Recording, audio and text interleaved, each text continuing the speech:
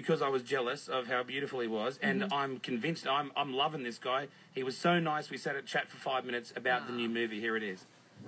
Rob, finally. A little bit of sex in this film. It's fantastic. Yeah. As a grown man watching it, I was like, sort of going for you, and then we discussed it, and there was 3 of us in this movie. We discussed it on the way home. Well, I felt like a teenager all over again. Was every time you played chess, was that whoever wins gets to have the sex? Yeah, it's a very strange part of the movie. I loved it.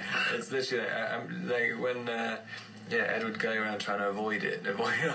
He has sex once. Avoid it? He has sex once and then just spends the rest of his honeymoon terrified of doing it again. Those flashbacks of a teenage boy, I'll tell you what, watching that again, I liked it. And the graphic, everyone that's seen the book knows that there's going to be a baby, / demon baby, whatever this baby is. Graphic scenes during that. Was it as horrific filming it, or is it, really it's just work and there's no real fear there?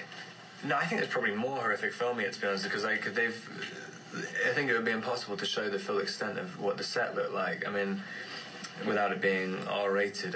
I remember going onto the set the first day, and they had this prosthetic dummy of Kristen, and it was so emaciated with this huge, mutated baby bump, and her rib cage was sticking out, and she was just lying there looking like dead and a zombie, and just covered in blood, and she's wearing these rags, and I'm like, Jesus, how are we supposed to, how is this ever going to be in the movie? And we're doing one of those shots, whatever it's called, the adrenaline shots into your heart. Into the heart, yeah. And it's always an icky feeling. Oh man, it was horrible. And I did that there was a breastplate on Kristen, but it was actually her head. And I was I really don't understand you.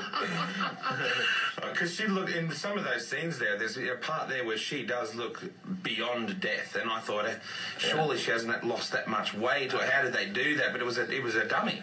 Yeah, bits of it were a dummy, and she had kind of prosthetic things, like her cheekbones and stuff are extended. So even in the flesh, I mean, she looked like she was green, and it was terrible. It was a horrible, horrible sight. I even heard that they wanted to make this not an R-rated film. It probably should have been. But you shot it, and then when they were editing it, they were like, "Oh, that's too full on that sex. Cut that out." What did we miss? I don't know. I mean, I'd be curious to know. I mean, the ratings board is very strange. You're judged on such specific criteria. It's not like a general thing. They'll be like, "Oh, that noise. You can't have more than 6 noises during a sex scene." Very ridiculous. And it's really strange. I did another movie where they said the sex was too emotional, so you had to make it less emotional. I would have thought more emotional. They would like that, less physical, more emotional. It's so weird. There are some beautiful bits in this movie. A bit of it shot in Brazil, like the honeymoon that you guys had. Yeah. Gorgeous moon shots. The islands looks fantastic. Did you enjoy filming there? Yeah, it was incredible. I mean, especially after doing the rest of the series in a freezing cold forest, pretty much, and a warehouse, and then suddenly ending up in the most beautiful house I've ever seen in Brazil, and going to work on a boat every single day. It was incredible. The love triangle has not gone anywhere in this movie.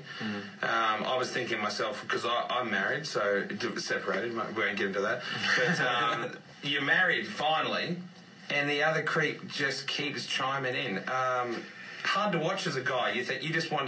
You just think, get the point, clown, it's finished. That was the one time I've ever been really irritated with Edward's character. I remember reading the book and at one point having to just put it down and be like, listen, I don't know what the idea is behind making Edward like this, but this is definitely not the way the supposed perfect man. No, you don't want that. Get out, take the hint. Yeah, and also it's like at a certain point you would expect your wife to say even if she doesn't necessarily say it, but she kind of wants you to punch him. Yeah, don't dance in the forest with anyway, I'm getting all emotional about it. I'm trying to calm down all the feelings. I got so incredibly emotional about it. When I was talking to Bill Condon when It's like, if he came to my wedding, especially when I introduced him, I mean, I changed some of the lines, because it's like, I've got the most special gift of all in the forest. I'm like, what am I talking about? Like, I mean, this doesn't make any sense.